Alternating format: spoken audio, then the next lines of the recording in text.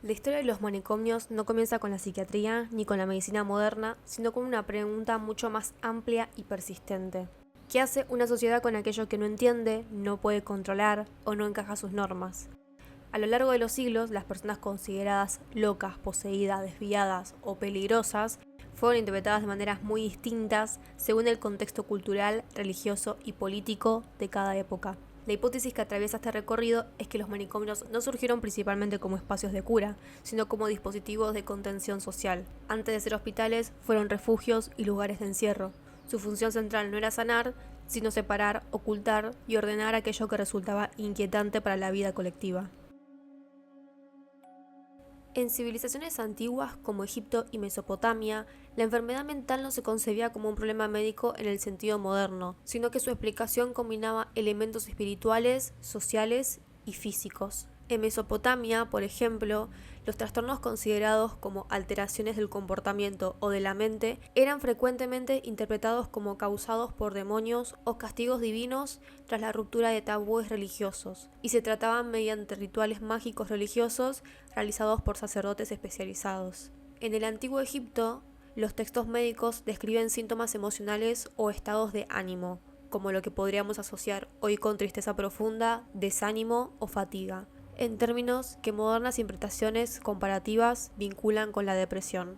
En este contexto, el corazón era considerado el centro de las emociones y la cognición, mientras que en algunos documentos médicos antiguos ya sugerían una comprensión anatómica del cerebro como asiento de funciones mentales. Aunque la medicina egipcia combinaba explicaciones somáticas, rituales y creencias espirituales. Los tratamientos también eran mixtos. Los médicos egipcios eran figuras complejas que a menudo incluían roles de sanador ritual, sacerdote y practicante empírico, y empleaban una combinación de rituales mágicos, plegarias, remedios herbales, ambientes terapéuticos y prácticas físicas o recreativas. En algunas prácticas se inducían estados de sueño o trance para que la persona pudiera recibir mensajes curativos o guía espiritual. Así, en estas culturas antiguas, la experiencia de la locura o los estados mentales inusuales no implicaba sistemáticamente el encierro como práctica habitual, sino que se los entendía dentro de marcos religiosos, sociales y cosmológicos, que podían ser tanto temidos como venerados dependiendo del contexto y la interpretación cultural. Durante gran parte de la Edad Media no existió una institucionalización sistemática de la locura. Las personas con padecimientos mentales solían vivir dentro de la comunidad, generalmente bajo el cuidado de sus familias o integradas de manera precaria en la vida social.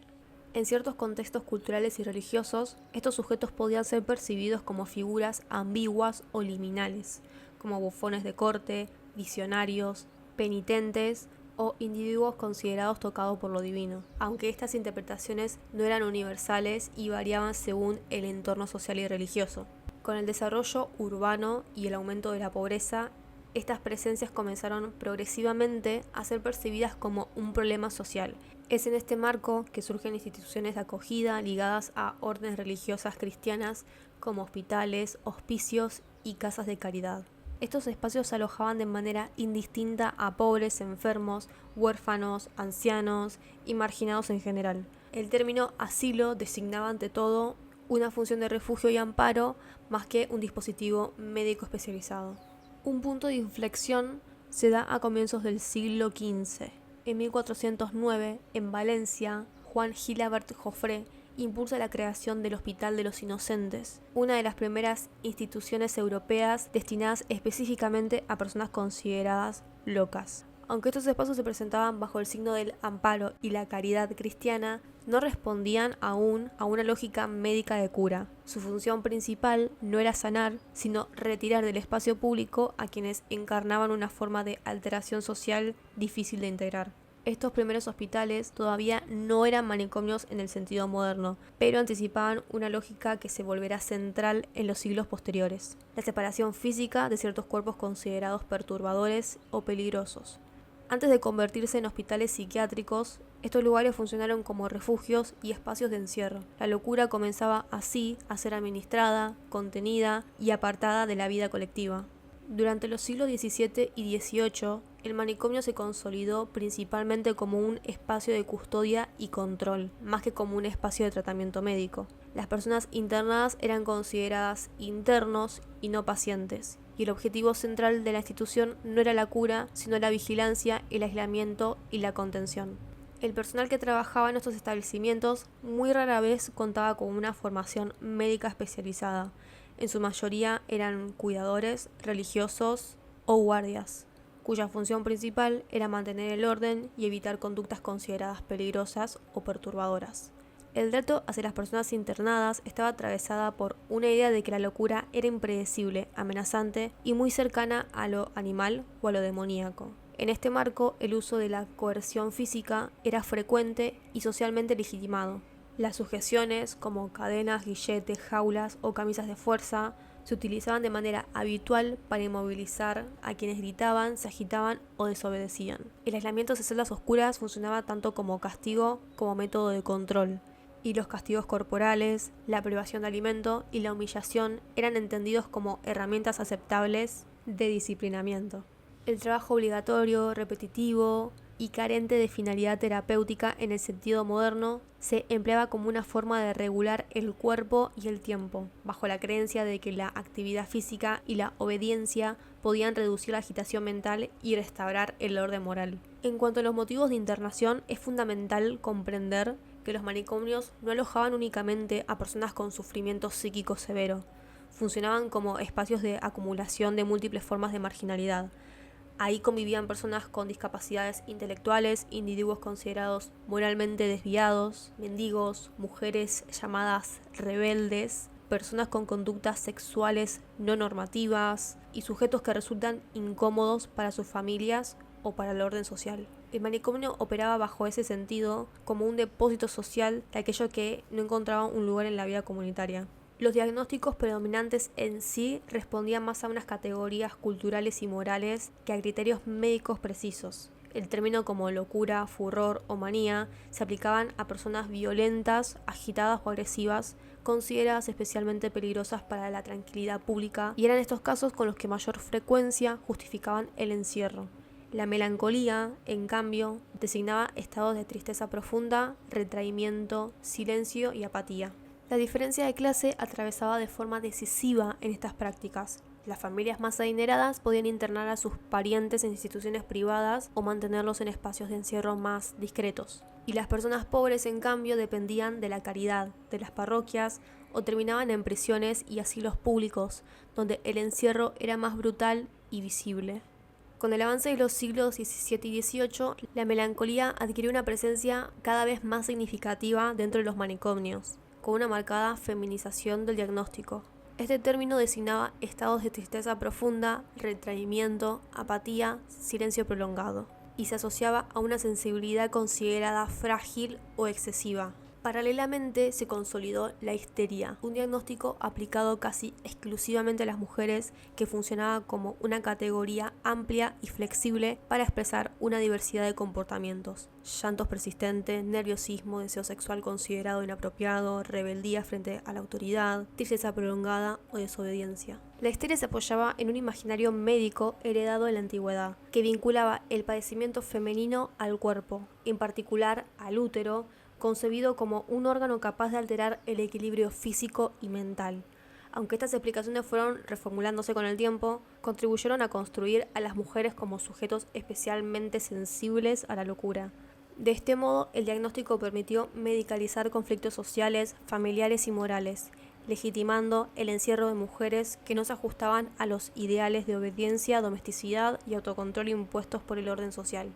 Durante el siglo XIX, con el surgimiento de la psiquiatría como disciplina médica, el discurso sobre la locura empezó a transformarse. Las personas internadas pasaron a ser denominadas pacientes y el manicomio se redefinió formalmente como hospital. Sin embargo, en la práctica, muchas de estas dinámicas de control heredadas de los siglos anteriores persistieron. Introdujeron sistemas de clasificación que separaban a los llamados locos tranquilos de los peligrosos, a los curables de los incurables y a los agudos de los crónicos. La melancolía se consolidó como uno de los diagnósticos más frecuentes, junto con la histeria femenina, la demencia precoz y la llamada locura moral, aplicada a personas consideradas racionales pero incapaces de ajustarse a normas sociales y morales dominantes. En ese mismo periodo comenzó a difundirse el llamado tratamiento moral, impulsado por figuras como Philip Pinel. Este enfoque se presentaba como una alternativa más humanizada frente a las prácticas violentas de siglos anteriores y proponía reemplazar el castigo físico por la disciplina cotidiana, el trabajo moderado, la rutina estricta y la vigilancia constante. La locura era concebida como una desviación del comportamiento que podía corregirse mediante el orden y el control. Sin embargo, lejos de cuestionar el encierro, el tratamiento moral reforzó la lógica manicomial. El manicomio continuó siendo un espacio de aislamiento donde cada gesto, cada palabra y cada emoción eran observados, evaluados y normalizados. La violencia explícita disminuyó, en algunos casos, pero fue sustituida por formas más sutiles de control, en las que la obediencia, domesticidad y la adaptación a la norma se convirtieron en indicadores de salud mental. Hacia fines del siglo XIX y comienzos del siglo XX, el fracaso en el manicomio como espacio de cura comenzó a hacerse cada vez más evidente. La masificación de las instituciones, la falta de recursos, la sobrepoblación crónica transformaron muchos hospitales psiquiátricos en lugares de encierro prolongado y abandono. En este contexto, los discursos médicos comenzaron a entrelazarse con teorías eugenésicas que ganaron una fuerte legitimidad científica y política en Europa y en Estados Unidos. When the eugenics movement began in America, Americans thought of this as a very hopeful science. There wasn't much talk of sterilization. There was much attention, though, to better breeding. And so the word eugenics became very popular. Eugenics at the time was understood to be a science. And given that this was a science, the Carnegie and Rockefeller philanthropies were interested in general in supporting the development of good science. Andrew Carnegie gave money to 500 universities, colleges, and institutions. In all, he gave away over $200 million. La eugenesia sostenía que ciertos rasgos físicos, mentales y morales eran hereditarios y la sociedad debía intervenir activamente para impedir la reproducción o la circulación de aquellos individuos considerados degenerados, débiles o improductivos. The English Eugenics Organization, presided over by one of Darwin's sons, was founded in 1907. The novelist H.G. Wells wrote that year, "Our duty is to inquire what this utopia will make of the infirm, the idiots, and the mad, the drunkards, the mean, and the stupid, too stupid to be of use to society. We need to resort to a type of surgery on society."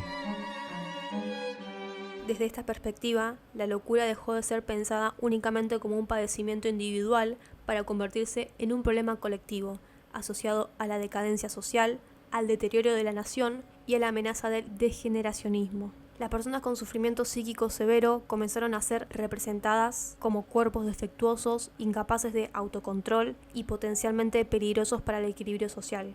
El manicomio se consolidó entonces no solo como un espacio de encierro terapéutico, sino como un dispositivo preventivo, un lugar donde aislar, vigilar y neutralizar a quienes eran considerados un riesgo para la salud moral, biológica y productiva de la sociedad. Bajo el discurso del progreso y la ciencia, el encierro se justificó como una forma de protección colectiva. Durante las décadas siguientes, los hospitales psiquiátricos continuaron funcionando como instituciones masivas y en muchos casos sobrepoblados. A comienzos de los años 50, cientos de miles de personas seguían internadas de manera prolongada. Aunque el lenguaje oficial hablaba ahora de hospitales mentales, en lugar de asilos, las estructuras arquitectónicas, las ruinas y las dinámicas de control permanecían prácticamente intactas. Este recorrido no describe una historia de progreso lineal ni una separación definitiva del pasado. Más bien, muestra cómo las formas de control sobre la locura se desplazaron y se adaptaron a nuevos lenguajes, de lo religioso a lo médico, de lo moral a lo científico, de lo privado a lo estatal. En todos los casos, lo que se mantuvo fue la pregunta por qué cuerpos, qué emociones y qué formas de vida resultan tolerables para una sociedad en un momento histórico determinado, y qué mecanismos se activan para gestionar aquello que resulta inquietante, incómodo o imposible de integrar. A partir del siglo XIX comenzaron a aparecer testimonios de personas que lograron salir de los manicomios y narrar lo que habían vivido dentro. Estos relatos son fundamentales porque rompen con el discurso médico e institucional y muestran el manicomio desde la experiencia corporal y emocional de quienes fueron internados. Muchas de estas voces fueron desestimadas en su momento precisamente porque provienen de sujetos considerados locos, lo que refuerza la paradoja central del encierro. Para ser escuchado, primero había que dejar de ser considerado enfermo. Uno de los testimonios más conocidos es el de Elizabeth Packard, una mujer estadounidense internada en 1860 por decisión de su esposo, sin diagnóstico médico ni juicio previo. La enfermedad consistía en discrepar con las ideas religiosas y morales de su marido.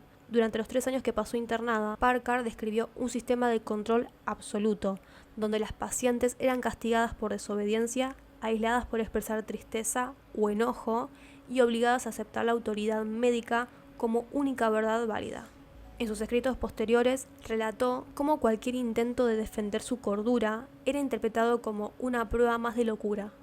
Su caso fue clave para evidenciar cómo el manicomio funcionaba como una expresión del poder patriarcal y legal, especialmente sobre el cuerpo femenino. Otro testimonio fundamental es el de Nellie Bly, periodista que en 1887 se infiltró en el asilo de mujeres de Paxwell Island fingiendo padecer una enfermedad mental. Su experiencia, narrada luego en 10 Days in a Madhouse, expresó con dureza las condiciones de vida dentro de la institución. Describió baños con agua helada, comidas en estado de descomposición, golpes sistemáticos, gritos constantes y un clima de terror permanente. Lo más inquietante de su relato no fue solo la violencia, sino con la facilidad con la que mujeres completamente sanas eran diagnosticadas como locas y luego incapaces de demostrar lo contrario. Según Bly, el encierro no curaba a nadie, por lo contrario, producía enfermedad mental a quienes no la tenían. Muchos testimonios coinciden en señalar que una de las experiencias más devastadoras era la pérdida de la identidad. Dentro del manicomio, las personas dejaban de ser individuos para convertirse en cuerpos numerados, diagnósticos ambulantes o casos. Sus nombres eran reemplazados por etiquetas clínicas y su historia personal carecía de valor. Las mujeres en particular relataron cómo sus emociones eran sistemáticamente patologizadas. Llorar era melancolía, enojarse era histeria, resistirse era locura moral. Su expresión emocional no era leída como respuesta a la violencia del encierro, sino como síntoma de enfermedad. También existen testimonios de pacientes que describieron la medicalización como una forma de castigo. Muchos relatos hablan de tratamientos aplicados sin consentimiento, con fines disciplinarios más que terapéuticos. En el caso de los manicomios femeninos, los testimonios revelan con especial claridad cómo el encierro estaba ligado a la moral sexual. Mujeres internadas por adulterio, por deseo sexual considerado excesivo, por negarse al matrimonio, maternidad, relataron que el tratamiento apuntaba a corregir su conducta más que aliviar un sufrimiento. Muchas describieron una sensación constante de culpa inducida, donde la enfermedad no estaba en el cuerpo o la mente, sino en el incumplimiento de un rol social esperado. Con el avance del siglo XX comenzaron a aparecer relatos de larga institucionalización, personas que pasaron décadas internadas. Estos testimonios muestran otro tipo de horror, el de la vida suspendida. Pacientes que se olvidaron cómo era tomar decisiones, que perdieron vínculos familiares o que dejaron de imaginar una fuera posible. En muchos casos, el manicomio se convirtió en un espacio donde el tiempo no avanzaba y donde la subjetividad se erosionaba lentamente, no por la enfermedad original, sino por el encierro prolongado. En conjunto, estos testimonios permiten comprender que el manicomio no fue solo un lugar donde se trataba la locura, sino un dispositivo que la producía, la amplificaba y la utilizaba para justificar su propia existencia. Las voces de quienes hablaron después, muchas veces pagando un alto costo personal, revelan que lo verdaderamente siniestro no estaba ocultos en rituales o símbolos, sino en la normalización cotidiana del sufrimiento, en la violencia ejercida en nombre de la cura y en el silencio impuesto a quienes no encajaban. En conclusión, cada periodo privilegió ciertos diagnósticos sobre otros. En momentos donde el miedo social estaba impuesto en el desorden y la violencia, predominó la manía. Cuando el foco se desplazó hacia el sufrimiento silencioso y el desgaste emocional, la melancolía ocupó un lugar central. Cuando el conflicto se centró en el cuerpo y la conducta de las mujeres, la histeria se convirtió en el diagnóstico dominante. Más que enfermedades en el sentido actual, estas categorías funcionaron como nombres históricos para distintos malestares sociales, culturales y políticos. El manicomio, lejos de ser un espacio de cuidado, fue durante siglos un escenario donde la sociedad decidió qué emociones, qué cuerpos y qué formas de vivir resultaban tolerables.